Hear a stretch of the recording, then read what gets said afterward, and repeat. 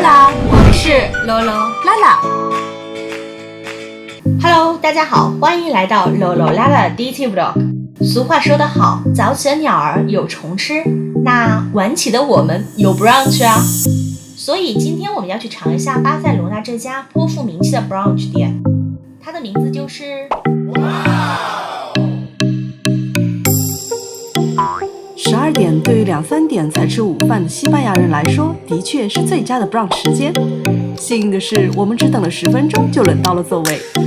由于来之前就做好了功课，所以最后我们点了这3道菜。